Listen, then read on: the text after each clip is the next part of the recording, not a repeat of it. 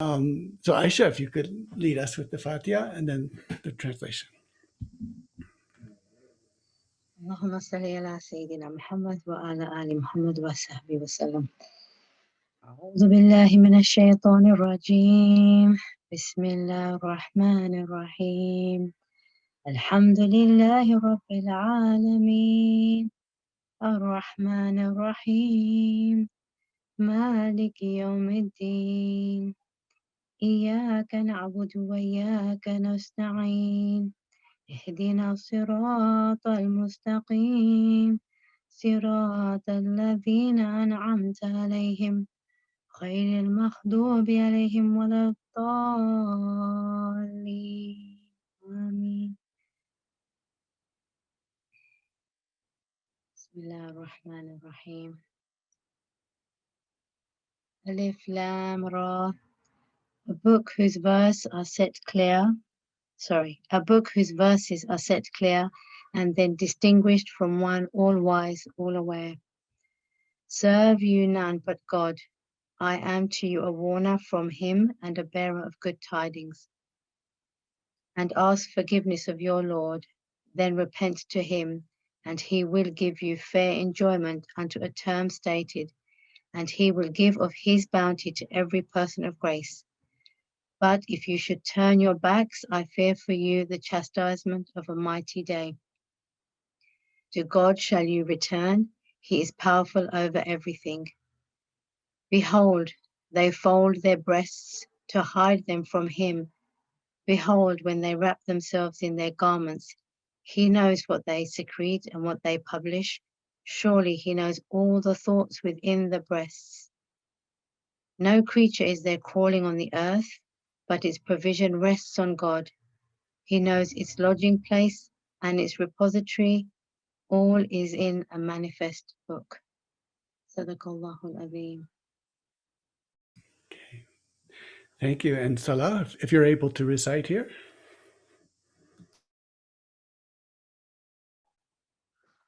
أعوذ بالله من الشيطان الرجيم. بسم الله الرحمن الرحيم. ألف لام را. كتاب أحكمت آياته ثم فصلت من لدن حكيم خبير. ألا تعبدوا إلا الله إنني لكم منه نذير وبشير. وأن استغفروا ربكم ثم توبوا إليه يمتعكم متاعا حسنا إلى أجل مسمى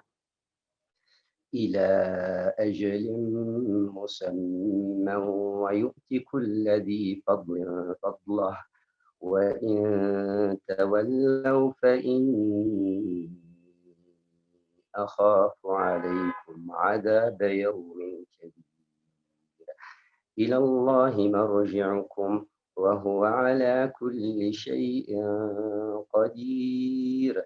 ألا إنهم يثنون صدورهم ليستخفوا منها ألا حين يستغشون ثيابهم يعلم ما يسرون وما يعلنون إنه عليم بذات الصدور. وما من دابة في الأرض إلا على الله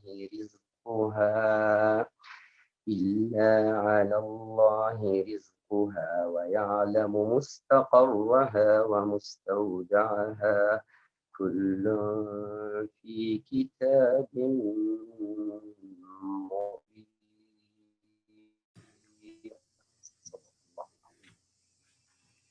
Thank you. So the Kitab Mubin, the Mubin is the one that's clarified. So the greatest of all details, the smallest, tiniest of details, down to all the crawling insects and everything else, is in a clarifying book. So we'll be looking at two books, a mother book and this clarifying book.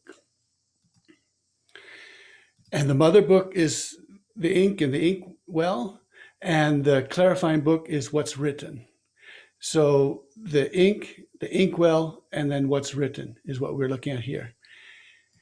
So Ibn Arabi says, then you see in the ink, which is in the inkwell, the entirety of what is in there, in all of the cosmos, the letters and the sentences, and what is embraced and encompassed by the cosmos, the images which the writer images or the engraver.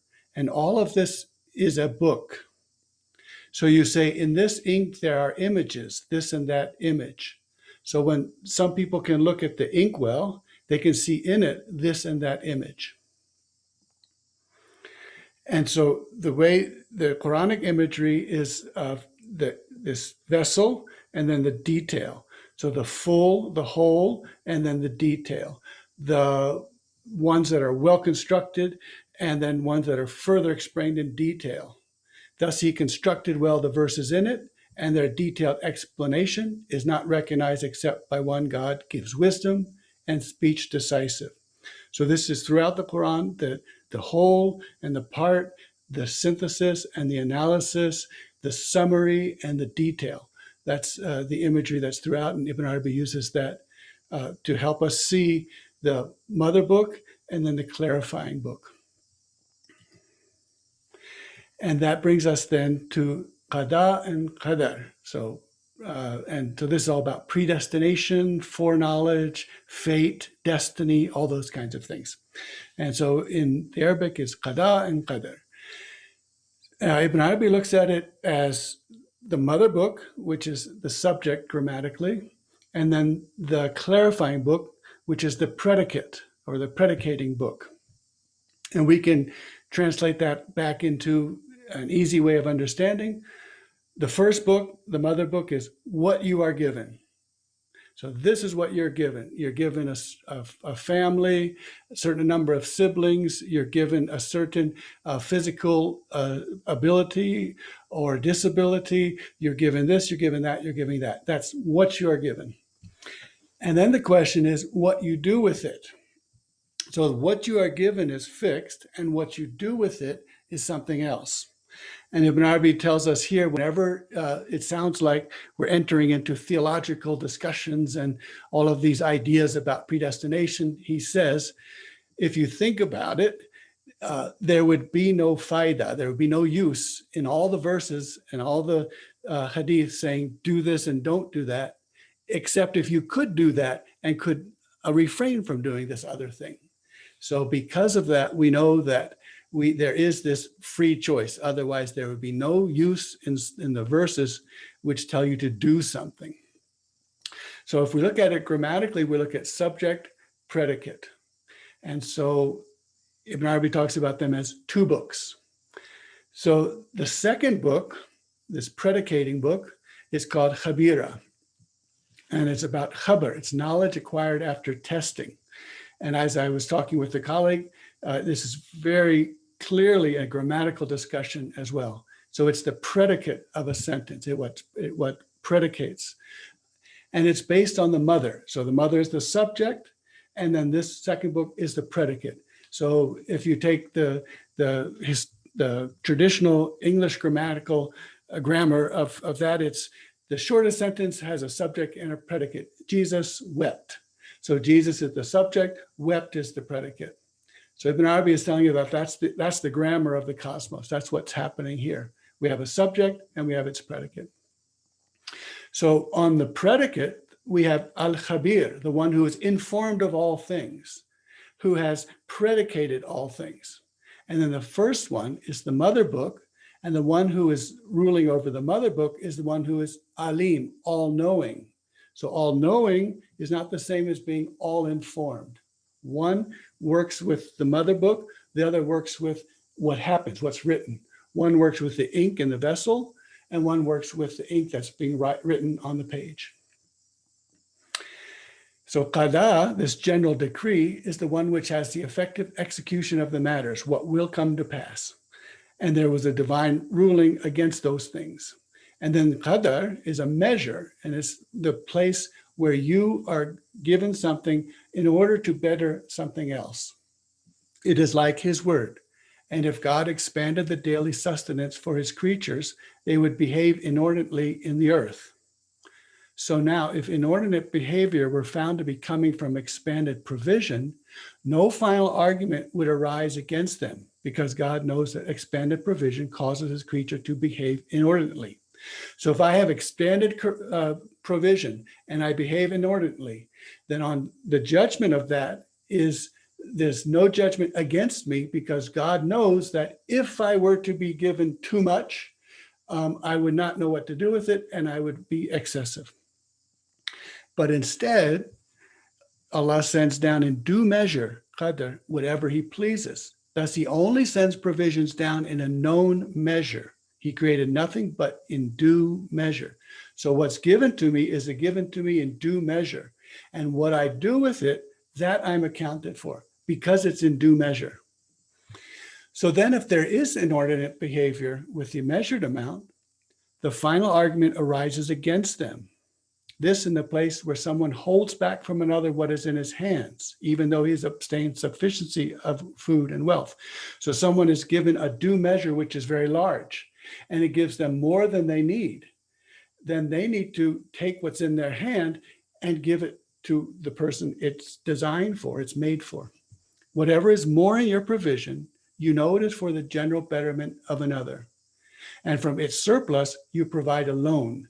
So a loan here in Islamic banking terms, you give a loan and you get the exact amount back, or less than the exact amount back, or nothing back. So that's not a very sort of profitable way of loaning, but that's an Islamic loan. You get the same back, less, or nothing.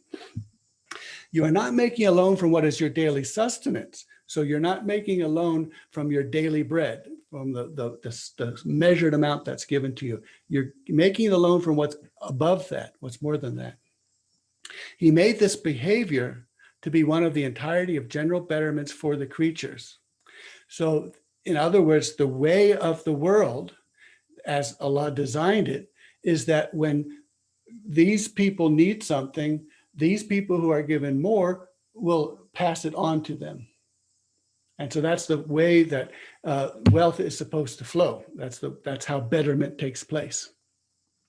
Thus, he raises some of them above others in order for them to take others to be subjugated to them.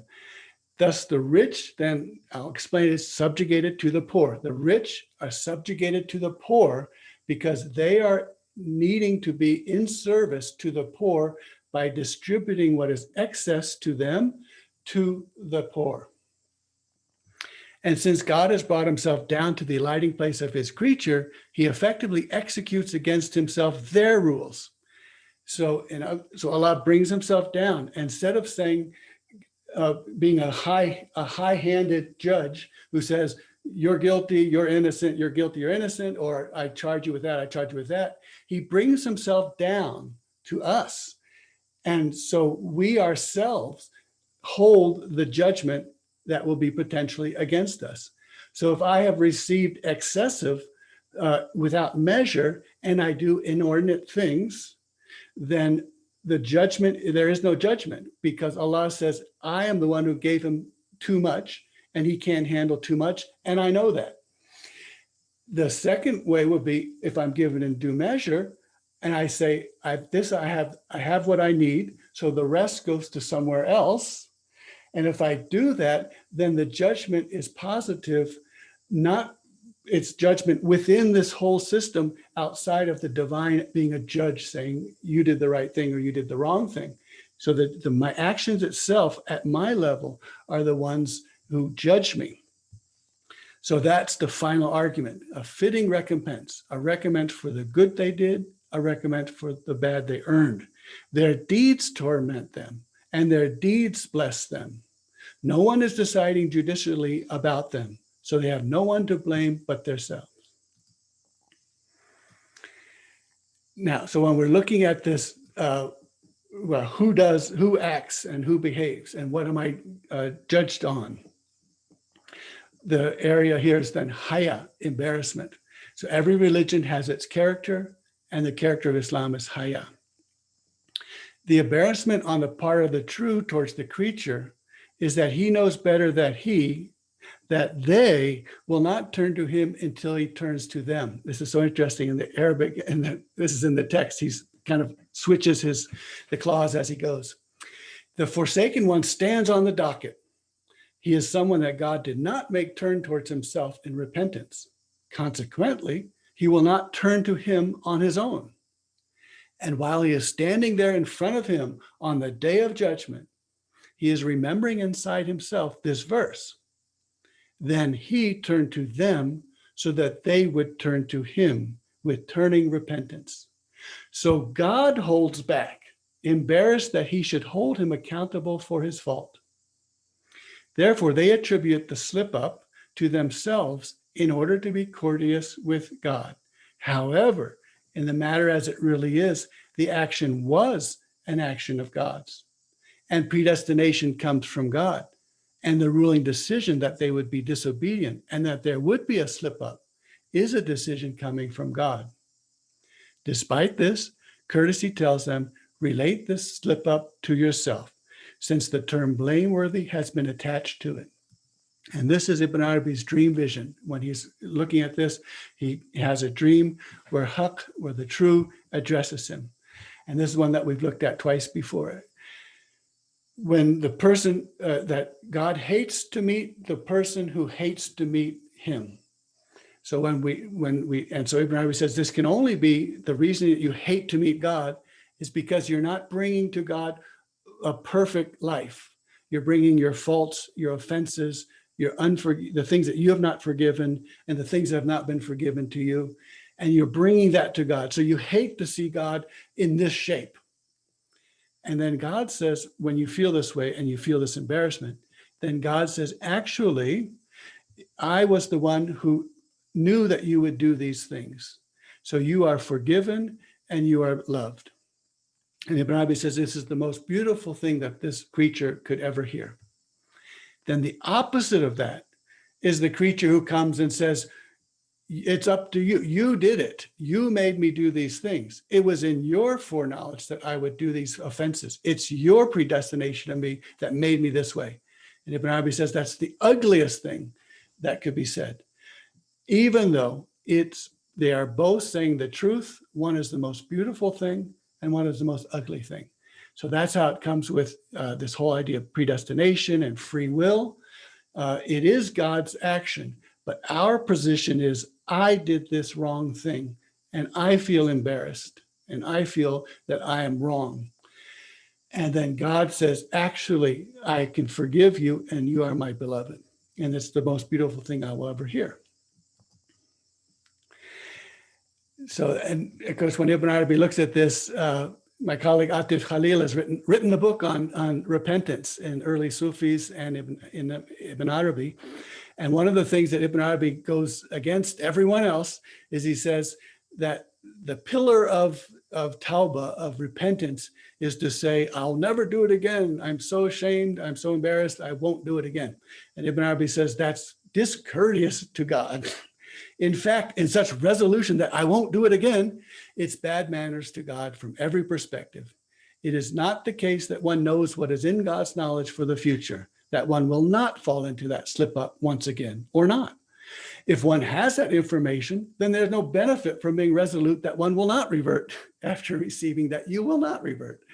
If you do not know and you covenant with God about it, but that is something that God has predestined for you, that you would revert, you are breaking God's covenant and his contract.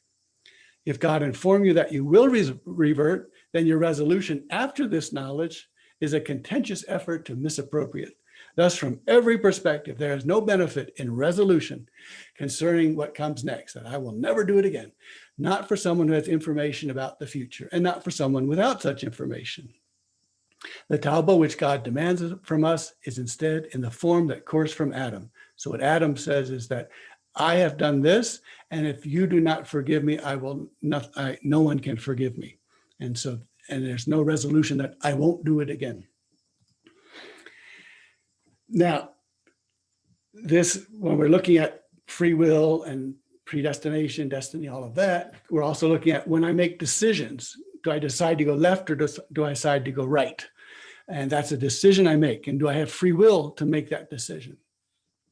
Well, the experience of not knowing whether to go left or right, of going back and forth, is one that we think of as a very human situation.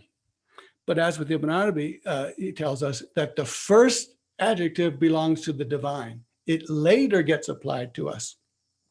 So anthropomorphists will take our qualities and then anthropomorphize them onto God. And Ibn Arabi says it's the other way around. What we should be doing is theomorphism. It's God's adjectives that are playing out in us. And one of them is this hesitation, wavering, and flickering.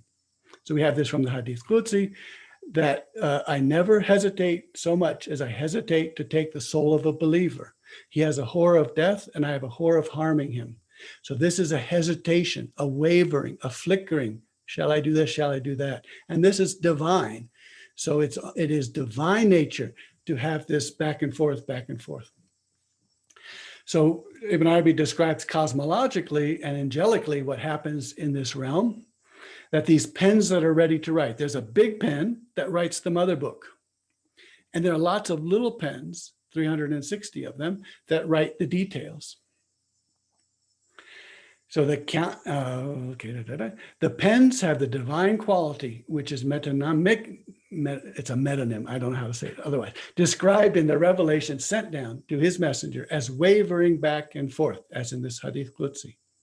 If not for this divine truth, two matters would not differ in the universe, and no one would be confounded in a matter, and no one would waver about anything. But we certainly do waver about things, and therefore we know that this is the small p pens, the 360 of them, which is the same count as the degrees of an orbit, which are making us waver and flicker, and we're not sure what to do this, do that. So free will and destiny and all, fate and all that.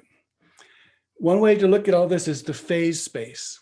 Now, the phase space, if you think about the pendulum and a sand in the sand, and the pendulum goes like this and tracks a line in the sand. So that sand is the phase space. And the track of the pendulum is telling you where that pendulum can go. It won't go anywhere else but on those lines when you push it that way. So that's the phase space.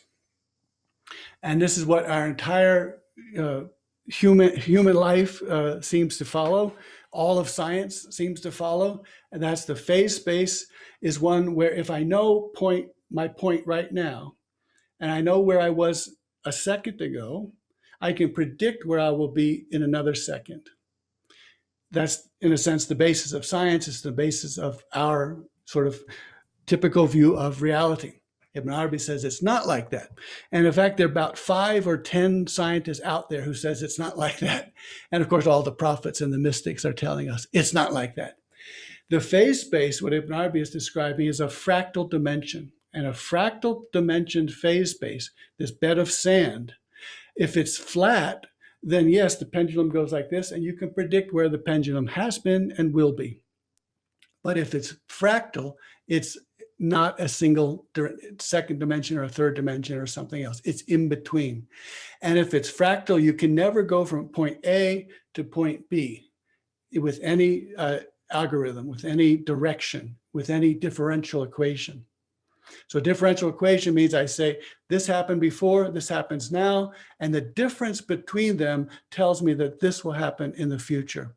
And the fact of the matter is that what happens in the future, the path in this phase space, is completely inaccessible to us. It's what Ibn Arabi calls ma'lum. It's known, it's in God's knowledge, and it's utterly inaccessible to us. We just cannot know what happens next. So this is about variables, and variables, if I say these are the 3 variables that count, and I find out the differential equations where these variables are operating, I can say what will happen next. And what these 5 or 10 scientists and what all the prophets are telling us is that no, there's the butterfly effect. And that is, there's a butterfly in the Amazon 3 years ago who flapped his wings and went left. And then in a completely linked line, there's a storm that takes place right now in the town that you're in. So that butterfly is a variable that has to be looked at. And so when we get to that situation about when we're trying to predict weather, we have to say, what variables do I need? And the answer is there is no limit of variables that you would have to apply in order to find out what's happening 2 seconds in the future. And in fact, these variables are they're uncountable and inaccessible, so we will not be able to predict what will happen next.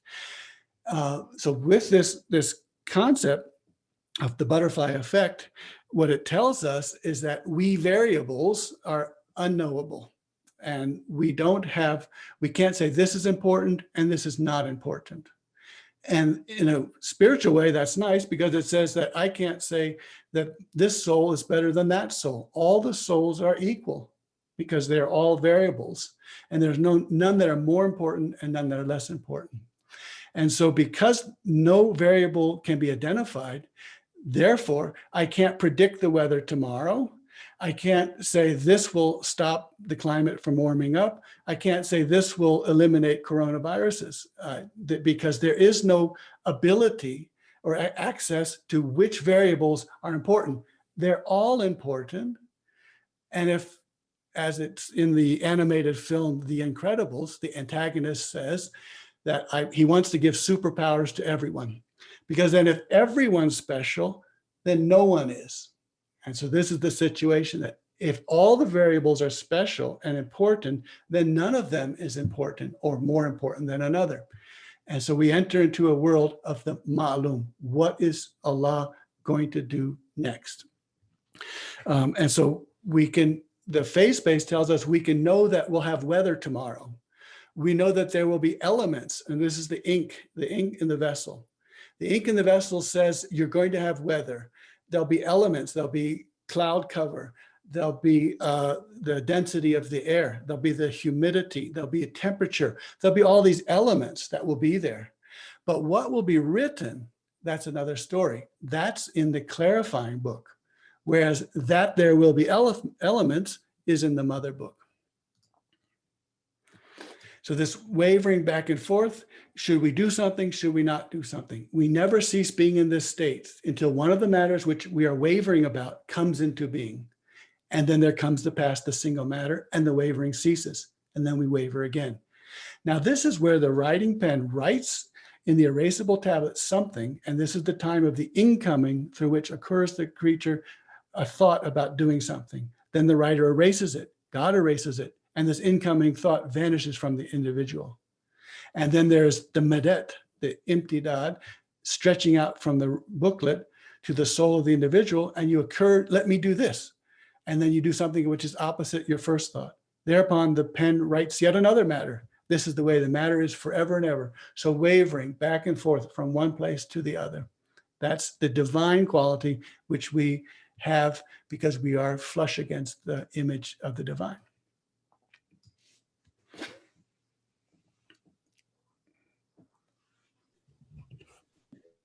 This nightingale, stranger to space and time, has flown here from the garden of your essence.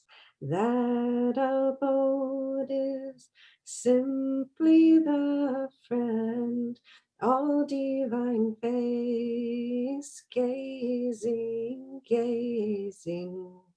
This mad song becomes more beautiful as longing grows deeper and deeper.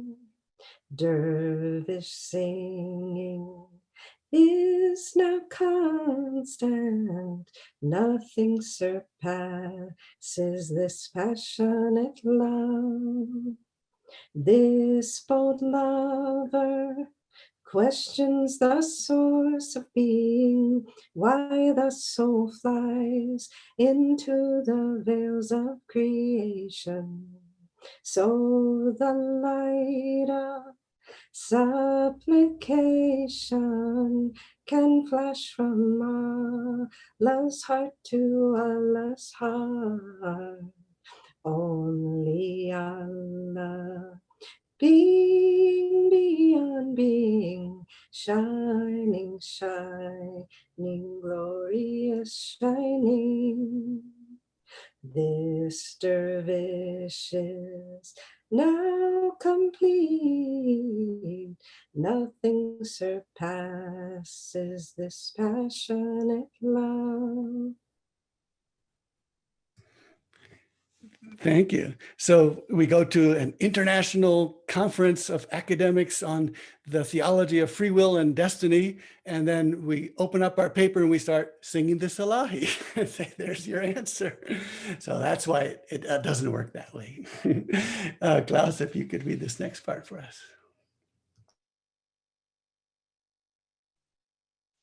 The doors. Knowledge is the highest vantage position provided from freely bestowed gifts. And Kash is the most tremendous of ways and routes and the most obvious and clear. If you ask God, the true, searching, flow in this search abundantly as a Kash, because God gives it freely. Knock continuously at the door. Indeed, the door closes over the claim of existent being, and the abundance of God opens the door. Good. So the presumptuous or the claim of the existent being, the I am, that's what shuts the door. That's what doesn't allow us to see. So in the free will and destiny argument, or qada and qadar, in that argument, if we have a big I am, I exist, then the door is shut and we will not understand where things are going and what things are. So Ibn Arabi uses this imagery of then two doors, and that I don't want to do too much. Let's see. Okay, therefore, so that you become aware. So he's looking at being aware and having knowledge. You become aware that behind this body, because you are, this door is you, is your body. It's the one that's shut, is your body. Behind this body and this manifest image that's you is another meaning you do not know, even if you're aware of it. So you can be aware of something, but not know it. So then the outward image is the single first door, and the inward soul is the other door. Thus, when you open the door, the one misra is distinguished from the other, and what is behind the door appears to you. So this is knowledge. You see it only by means of the separation of the two doors, because you separate what is between the two doors until it is differentiated. This is about you. So the ink well and the ink writing, the ink writing is about you. So if the door is an expression for true and creation, so if the ink and the ink writing, if the ink is an expression for true and creation, and this is you and your Lord, then the matter is mixed up in you. You do not differentiate your entity from your Lord, and you can't see the mother book from the clarified book.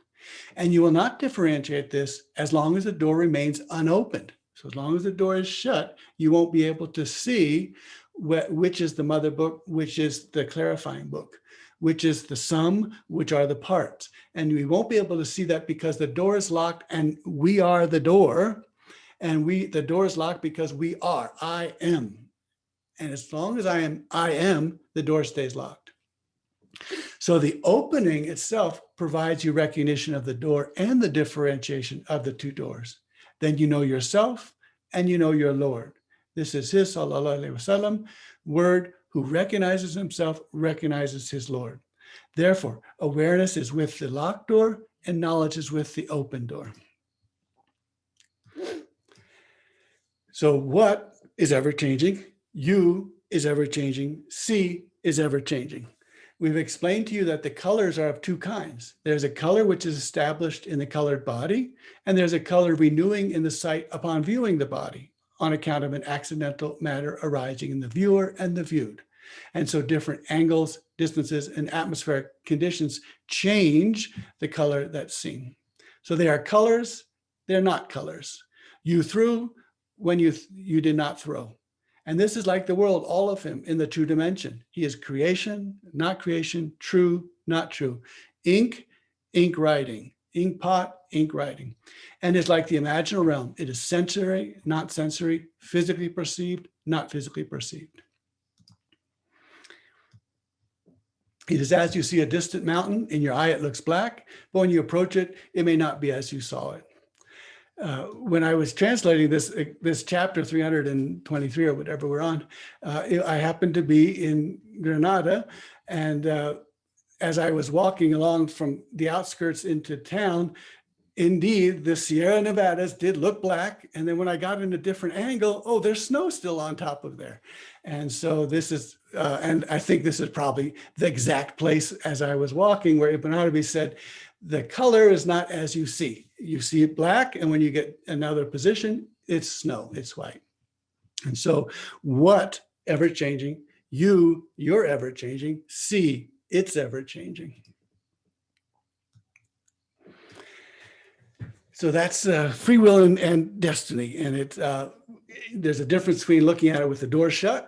And so when you're in an academic conference and the door is shut, but when you open the door and you sing the Ilahis, suddenly now you understand what's what.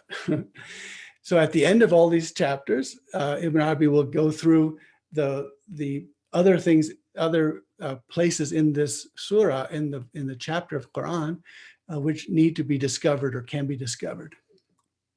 And he talks about the taking on a virtual body by the spirits is just as we discussed about the blue of the sky and then also the distant mountains. This is a matter most of the people have neglected and are unaware of. No, all of the people, because they are content with what appears to them. That is the images of the spirits taking on virtual bodies. If they would only trust and be easy in themselves and judge based on the images of their own body, how we change all the time. And as we're perceived differently all the time, and their shapes altering and changing, and their images also with the eye of the one who is seeing them. So if you look with God's eye at yourself, then you'll know what he's saying here. They would learn with this, the taking on a virtual body by the spirits, where they refer to. Indeed, this is a knowing by tasting, not a knowing from thinking. We have already clarified for you that every image is becoming new again in the universe. So necessarily, they have in the overseeing spirit something of the all spirit blown into them, appearing anew in images. And whoever knows that the image of the spirits taking on virtual bodies, when she is killed, when this image is killed, if she is an animal, or cut if she is a plant, indeed she fluctuates and transfers to the barzakh, to the membrane, necessarily. It is just as we ourselves fluctuate and transfer by means of our death. And indeed, if she is perceived after this transfer, she is actually perceived just as every dead animal, every animated body is perceived, whether human or other than human. Then from here as well, when you halt to learn this knowledge, you learn whence the spirits who took on virtual body images return. So what we're looking at here is also related to the subjugation we taught. The rich are subjugated to the poor. The angels who are superior to humanity in every respect are subjugated to humanity. Animals and plants are subjugated to humanity. So do we see that there's no question of who's that if you're one someone is subjugated to that makes you superior? Actually, no, it makes you inferior. Because the ones who are subjugated to you are superior to us. And so in the sacrifice of an animal, when humanity eats a plant or eats an animal, the plant and the animal are released, and because they have done their subjugation, they have done their work, and they are released to the garden. So they are released and immediately enter into the garden. And that's partly because animal life on this earth can be very difficult. And so in a sense, when they are able to do what they are made to do, then that sacrifice or that death is a fluctuation that takes them into the garden. And this is for plant and for animal. So the animal that is killed, the plant that is cut. And then another area of this long list of what we find in this alighting place is the mizaj of divine names. So mizaj, we've been trying to come up with a translation. It's a word that might not have much, it's still very active or still used in the subcontinent and in Urdu and other languages, mizaj. It means a mixture, but it's almost like a personality. So you'll say, what's your mizaj today? And that will be, how are you feeling? What's your mixture? Are you more well than you are sick? Are you more energetic than you are lazy? So that's your mizaj. And the mizaj, of course, is ever changing, but the mizaj is a personality or how you are. And in here, in this chapter, in the surah, Hud, there's a knowing of the special features of the divine name in the place of the composition of the letters of that name. So the letters of the name make a divine name, and that is that divine name's mizaj, its personality, its constitution, its quality, it's how it is that day. The name does not, such that when they are conveyed in another language, the name does not have that special feature. So when you say Ar-Rahman, you have a very special feature of its mizaj. When we translate that, and it's good to translate to know what we're talking about, but the actual word in the other language will not have the same mizaj as Ar-Rahman. And that's one reason why in dhikr we use the word Allah, but in prose we use the word God, because we're not talking about, when we say Allah to people who they use the word God or Khuda or Deus or Dieu, when we use we need to say we're talking about the same God that you're talking about. We're not talking about an Arab God called Allah. And so it's important to translate, but when we're using names in dhikr, in remembrance, we use Allah because there's a special mizaj that the name Allah has. You see, there is no difference between the personality of the letters of a word when they are composed and the personality of organic bodies, which are mineral, plant, or an organic body of an animal. So just the way a mineral, a plant, and an animal has a mizaj, has a composition, in the same way these divine names have compositions, and they change in different languages. In fact, the organic body of the animal is a plant-based body annexed to senses. So then it is called animal. So Ibn Arabi is saying that you have an animal is plant-based and annexed to the senses. So a mineral stays where it is.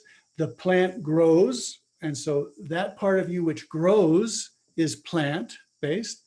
That part of you which moves and has and senses things with ears and all of that, that part of you is animal. So you are composed of mineral, plant, and animal, and you can know which part of you you're looking at, whether you're looking at the stable foundation, whether you're looking at growth and development, or whether you're looking at voluntary will and motion. Okay. And so taking on all of these personalities is part of the Sufi path. So Baki, if you could.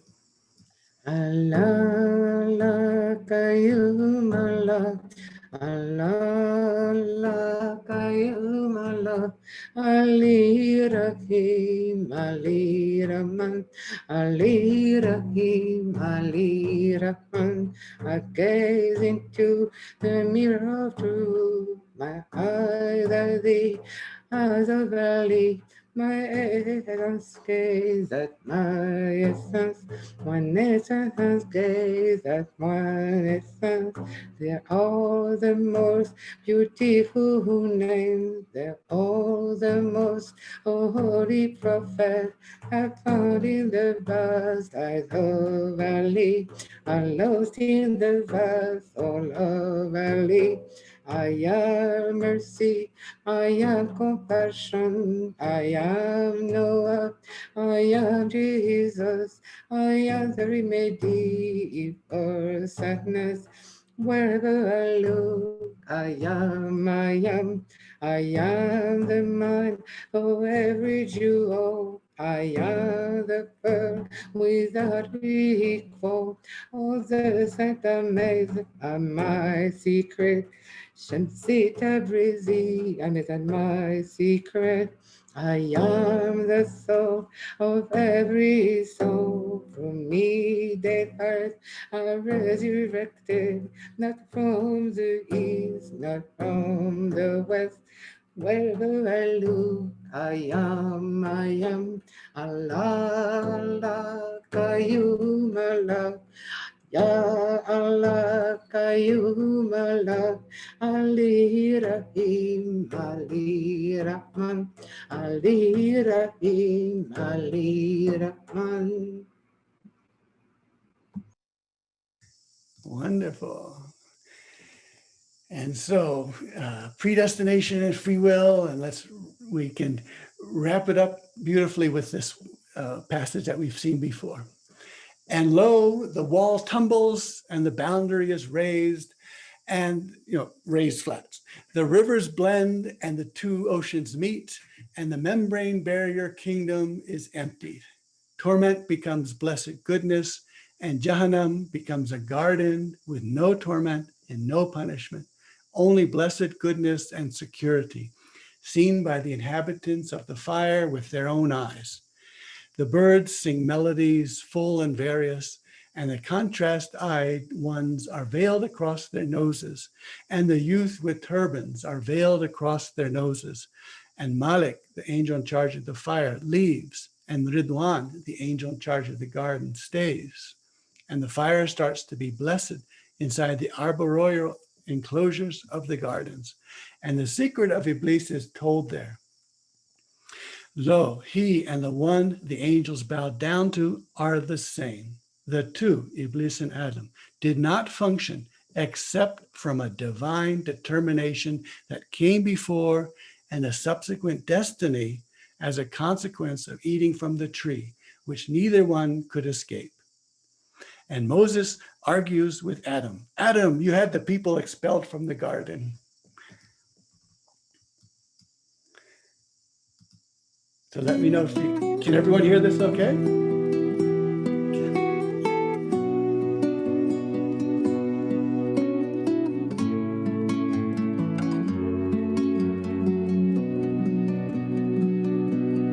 Nothing is said, nothing is heard, and my heart is dancing with the universe. Nothing is said, nothing is heard, and my heart is dancing with the universe.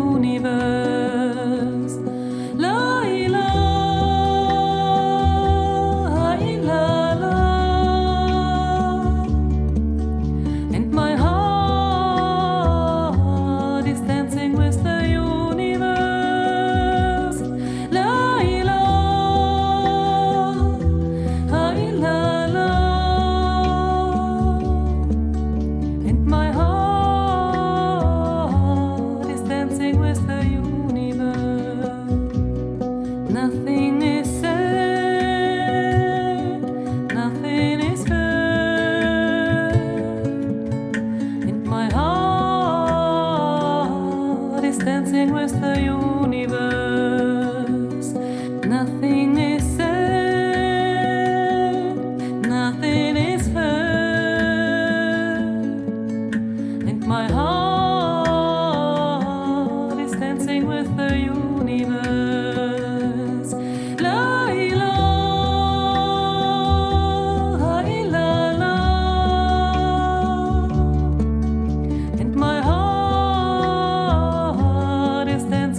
the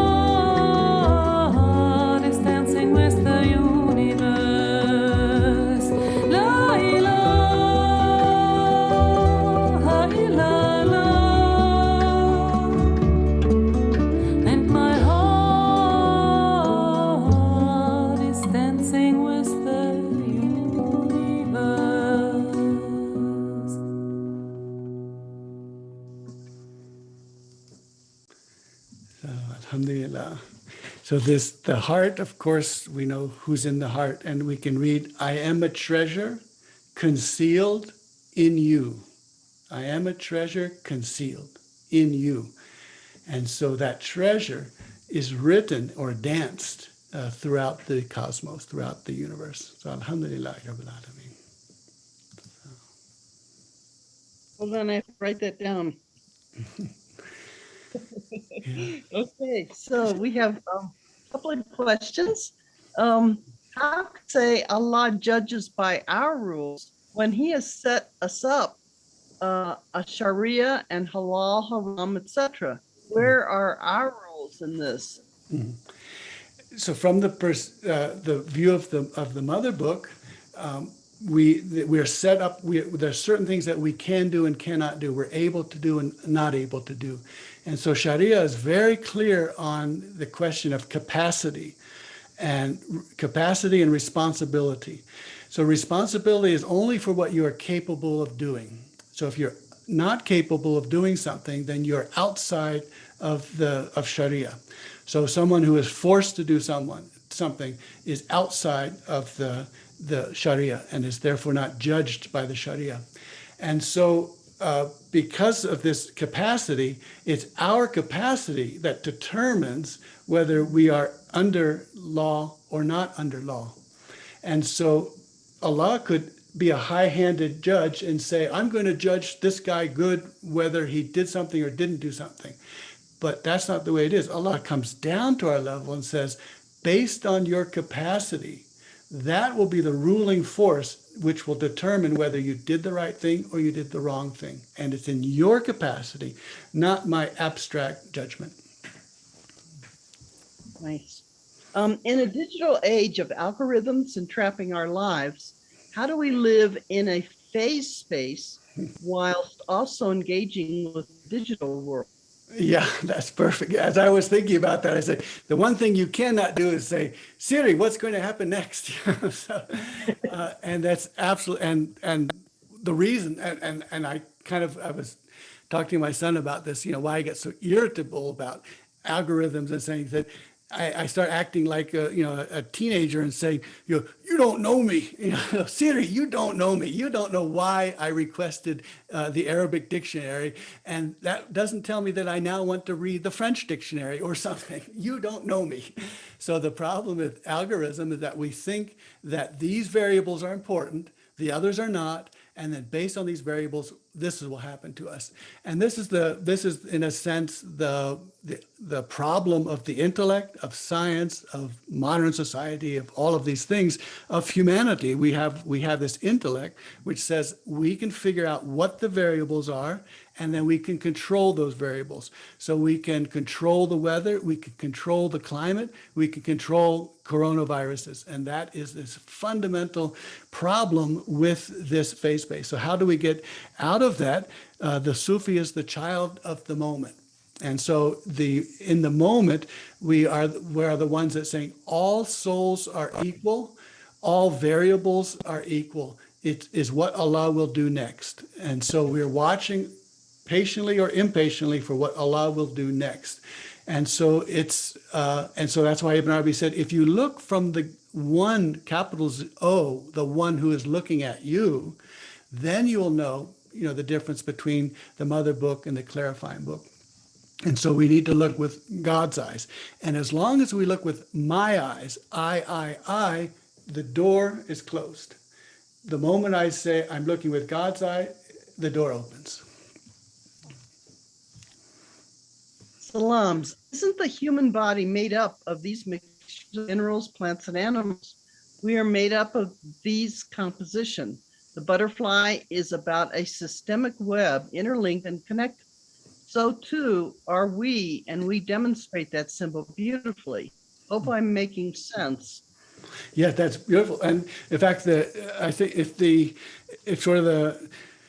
scientists who could understand that the phase space is fractal could get together, there would be maybe 6 of them or 10. One of them is in Cambridge, and he writes beautifully. And if you kind of take away the math, it sounds like he's a mystic. And he's saying that this butterfly variable over here cascades down through this variable is connected to this variable to this variable. He takes the Cantor set and he shows that the Cantor set, which is this infinite set, is linking down in this cascade. And so this variable here could be a variable that's 3 years old on the other side of the world. And yet it now becomes a variable that influences what happens next. And so this is the widow's mite. We don't know, the one good word that I gave someone could have saved his life. And so a little thing like this could have had a great effect. And so it's not the distance. And so far things are not important and close things are important. And it's not this magnitude. Things that are big are important and things that are small are important.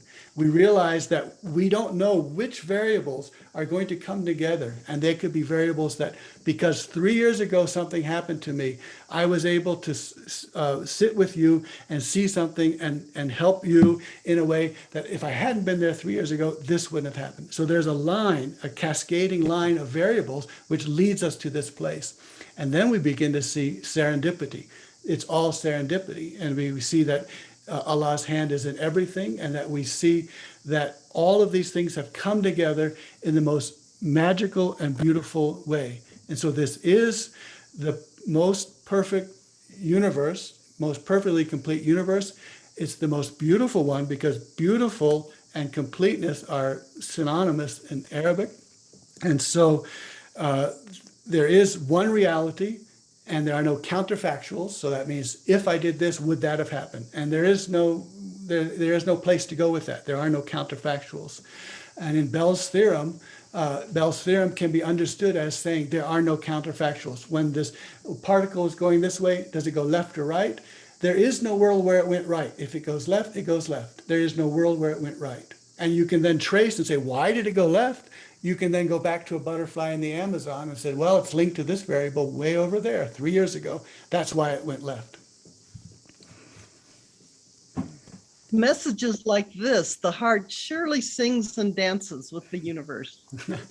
Yeah, and this, try giving you that. I just kind of imagined ourselves at a big international academic conference and breaking out in song, because that's the way it is. The intellect doesn't have access to all of these things, and the intellect is what's keeping the door closed. So, Taking the digital analogy further, the variables are stored on the hard drive. It can be changed at any moment, sort of like when we wake up, we have to remember everything. Yeah, the analogy is a good one. We have Ibn Arabi talked about when you're wavering between, should I go left or should I go right? Then a thought will come to you, and that thought will say, I should go left. And that was different from I thought I should go right. And then at that moment, the pen erases that I went right, that I should go right. And then God erases that I should go right. And then I completely forgotten that I thought at one point that I should go right. And so now here I go. And so it's like the RAM and the ROM, right? The read-only memory and the random access memory. So the ROM, I guess, is the big P pen, and the RAM is the small p pen, because that one is wavering and changing and waiting to see what will be put onto the drive, what will be etched onto the vinyl record or onto the disk of the hard drive. Yeah. Okay. What is the name of the scientist in Cambridge, please? Yeah, so he is Palmer, so Palmer, and he's written articles called the invariant set, and he says that there are no differential equations to tell us what's happening next. And he then cites Roger Penrose saying there are no algorithms which will tell us what's happening next. And Palmer started life as a meteorologist, weather. And so it's so beautiful that his physics comes from weather, because he says weather, we all know what it is, but we can't ever predict what it's going to be. And so tomorrow there will be weather, but what that weather will be, we don't know. And so this is the difference between the mother book and the clarifying book. There will be these things tomorrow, and I can predict that firmly. But how these elements will be arranged, what the weather will be, that I can't predict. The other person is in Oxford, Julian Barbour. And he also, he earned his living as a translator of Russian documents because he couldn't earn a living from his physics, even though he's one of the greatest physicists out there today. And yet he couldn't follow the usual intellectual path, so he did translations on the side, and that let him do his love, which was what's happening in this world and where is time. And so he looks at the idea of atemporal. There is no time. We're always in a present eternal moment. And so being in a present eternal moment, Ibn Arabi says that Kulla yawma huwa fi shan, that Allah is in, the who is in each shan every day. So one shan in one moment. And so each of us are individually radiated brilliantly in tajalli. And so individually, one and one and one. And there's no group tajalli. So Julian Barbour, I was in correspondence with him. He's a wonderful person. He's done a lot of amazing things.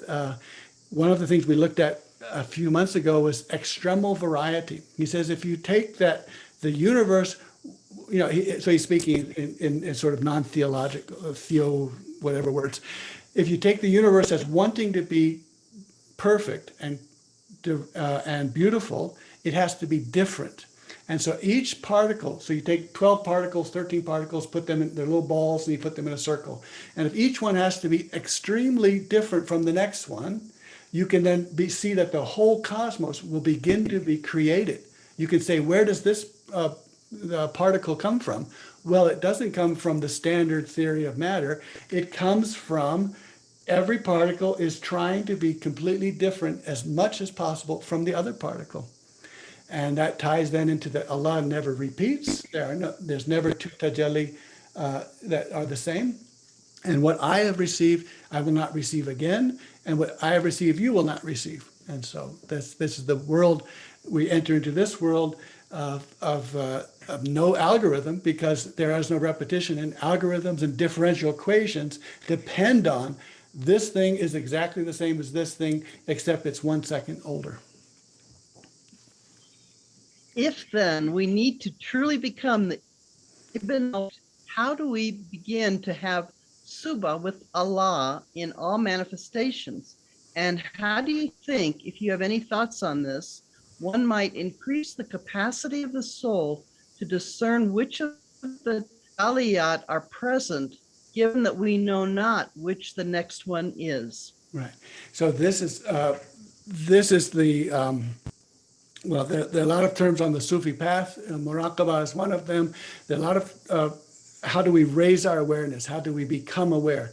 And becoming aware is becoming alive. And so we had in the Ilahi resurrecting dead hearts. So we have that the heart is the only part of us which is able to perceive the ever-changing reality of the real, of the true. And so the heart is in Arabic qalaba. It alternates, it turns, it goes back and forth, and each time it opens up to the new reality that's coming. So to be heart-based is to be open to what is happening next, and then we begin to see patterns. And when we see patterns of love, we see patterns of beauty, and then we know that our heart is perceiving. The intellect in Arabic is aql, which derives from iqal, which are the hobbles on a camel's feet. So the hobbles are hobbling us, and we use the word definition to close down, fence in, and define things. So here the intellect is trying to take this infinite world of ever-changing beauty and define it and fence it in, where the heart is saying, I'm just going to turn at every moment and see what beautiful thing is coming next. What would that mean, that constancy on the spiritual path, or would that mean that constancy on the spiritual path with the hope of some result, even if it's the only hope is pleasing God, has no value? Let me see, with the hope of something. Constancy and resolution. Yeah, so the idea that the way I will become closer to God is to enforce in myself certain behaviors in order the problem with that is if I enforce behaviors in me, if I discipline myself, then the discipline is very easily turns into the reason. And so I then become not open to new things and not open to what needs to be done. And what needs to be done is not known to me at every moment. So if I know that what I need to do is please God, then that's a different situation. Then I say it may require me to be energetic or not energetic, to do this or to do that. And so it's our intellect that says, purify my behaviors, purify my personality, purify my virtues. And the heart says, my job is to be open and to purify, and it's an intellectual pursuit to purify myself, because that's not in my hands. And the intellect would like to say, if I become a better person, I'll become closer to God. And what that means is I'm looking at all the variables and saying, I can choose which variables are most important. And the heart way is saying, the variables, I have no idea which ones are most important. I have to be open to say, this one is given to me now. And so distance, things that are far away are not weaker, and things that are close are not more important. Things that have a bigger magnitude are not more important. Things that have less magnitude are not less important. So the intellect wants to say, let me choose the variables. I'll be a better person. I'll improve this part of me, and that will get me close to God. And the heart says, I'm a receptive. I'm the ink that is writing on the page. I am the heart which is dancing in the universe. And that dance is my job, is why I was created. The shower of words and letters leave us speechless, so we must listen to the melody our heart sings. Yes. The melody the heart sings. And so that's so beautiful. There's something that can be said in poetry and in song that can't be said in prose. And Ibn Arabi, once his chest was opened up, he said, and after that moment, he could always speak poetry. And that was for him a great, great blessing, that he could always speak poetry. And you can see, if you're trying to describe how the Hamsa is in a 9,000-year orbit in the Aqsa Falak, and when you're trying to do all of that with words, you can be sure that if I could say that in a poem, it would be so nice. You mentioned mountains looking dark from far away.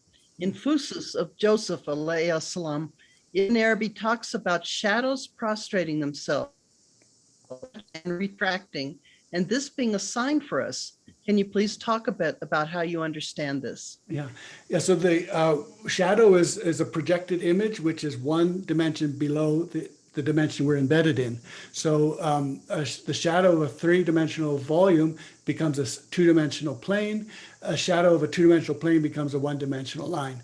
So the shadow is a projected image. What Ibn Arabi is telling us that we have a projected image in our three dimensions, and then we have a projected image in our meaning, in a higher dimension called meaning.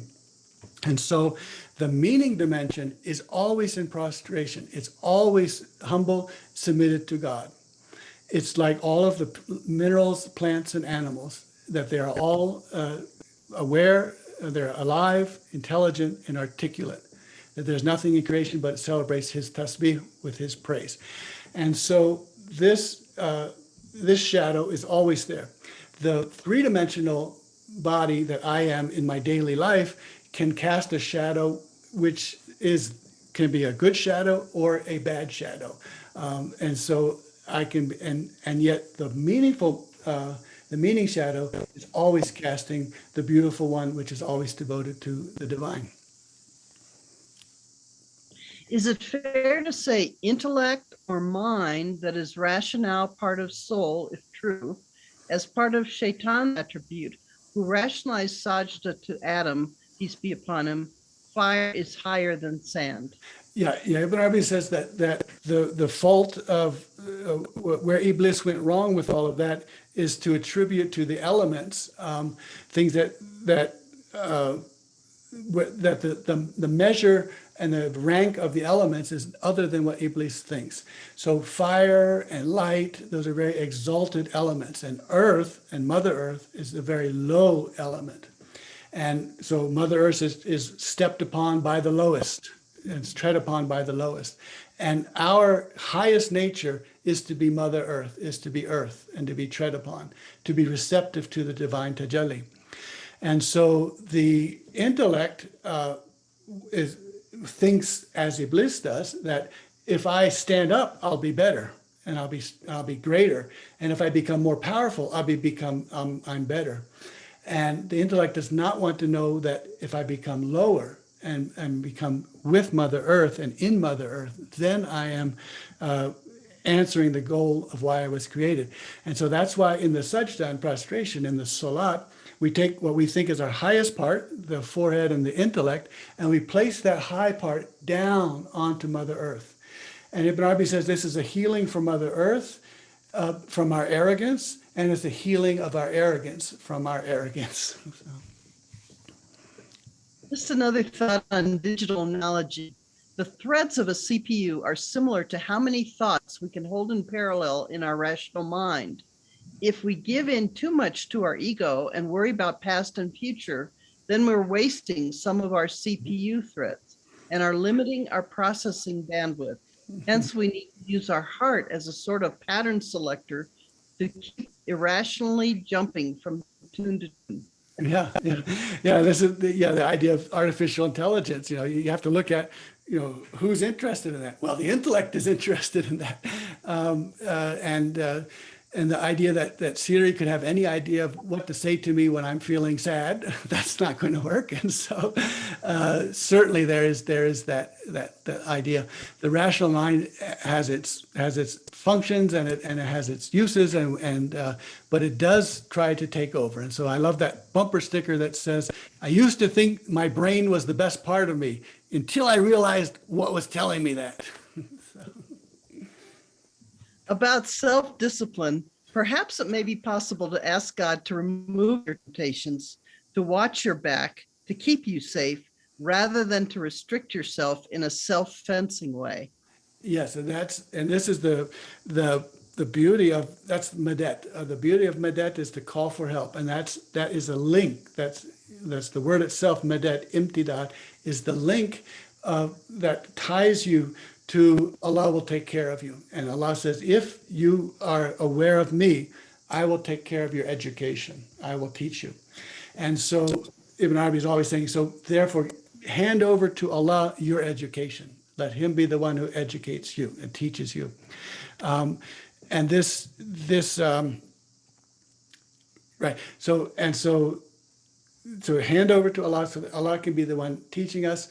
And that is the Medet, and Medet, imtidad, and imdad then is the ink. So now we're back to the ink imagery, the ink and what's written. And when our lives are being written, and this is our daily life and the things that are happening to us, if we are calling Medet, then our ink is linked back to the ink pot and to the ink vessel. And if our ink of our writing is linked back to where it came from, to the source, then our writing is true. And so we want to be true writing. We want to dance in the universe with our true heart, which is linked, imdad, with ink to the vessel of ink, to the source.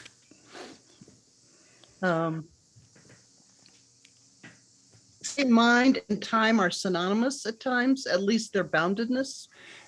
Yes, so Ibn Arabi says that time is an illusion, and it's one where we impose the time on, or we impose temporality on things, and that's an illusion. And so because everything is a circle, and when we notch a circle, suddenly it has a beginning and then it has its end. And so if all things are circles and there's a knot on that circle, this is the first, and then it's also the last. And then if that circle is a loop which is twisted once and it becomes a non-orientable surface, then who is the first, the last, the inside, and, well, the outside and the inside. So who is the first, who is the last, and the outside and the inside. So, good, good. Well, thank you, Shuaib. Wonderful. Good to see everyone. Alhamdulillah. Everyone, be well and be safe. And take care, everyone. Thank Good to you. see you. Alhamdulillah. Thank Good to you. see you, Hassan. Okay. Thank you. Bye. Thank you. Salam alaikum. Walaikum warahmatullahi assalam. wabarakatuh. And go ahead and if you like to see the PDF, go ahead and type your email into the chat, and inshallah I'll be able to send you the PDF so you can have a look at it another So time. that was any. Okay. And thank you, singers and poets and all. Thank you. And Omar, I can thank you also, even though there was no role for you today. You're the one who's stimulating all this predestination stuff in me. Your imagery of the all possible worlds, the one that Allah attends to, that is the one world that solves so many problems. Thank you. Thank you, Shaib. Thanks. Let's wrap it up for now, but it'll be different tomorrow. Yeah, that's right. Yeah. Well, and that's good. The only place you can stay in stably is confusion. So I'm going to get confused again tomorrow, and that's a good thing. No, it can never be stable, not at a rational or a verbal level. It's impossible. Because the moment we think we know things when the door is shut, when the door opens up, and then we're in the infinite dancing with the universe. Yeah. No, I loved the way also today that Ibn Arabi, saying that you are the door, and as long as the eye is there, you will not understand predestination, because it can only be seen from the point of view of unity. Yeah. So there is no eye, Right. that. And you can't step out of unity and look at unity, because then you've got two. No, I mean, really, if you think about it, the whole question of free will and predestination is completely meaningless. Mm-hmm. Who's free and what is free? Free from, and exactly, yeah. Yeah. Fascinating. Yeah, Liz has a Say question. something? Yeah, it was just, I wish Jane Clark was here. Mm-hmm. But we were having a long conversation about climate change and where should we move to, and all of this, and it was just going on and on and on. And then we got to the end of it, and then Jane just said, Liz, I think we're forgetting the grace of God. Yeah. It's not in our hands. Yeah, it's not in our hands. It was a perfect end to the conversation. Yeah, beautiful. Yeah, wonderful. Of course, I didn't mean meaningless in the sense meaningless, but meaningless in the sense that you cannot put a meaning to it, because it can't be, it doesn't have a real existence as such. Yeah, and if I look back at my own life and all the things that when I look back when I was there, I said I would love to avoid this or not have to do that or not have this happen to me. But when you look back and you say, well, if that didn't happen, then I wouldn't have all of these other things. So you begin to say, thank God it's out of my hands, because the world that I would create, there'd be less, bad people and all that, but it would not be a very good world. And I can really see that. So if I use like one of those 3D simulators, those role-playing games, I can realize, good thing I'm not the one in charge of this universe. There we go. And thank you, Liz. Yeah, that's wonderful. Take care, everyone. Okay, thank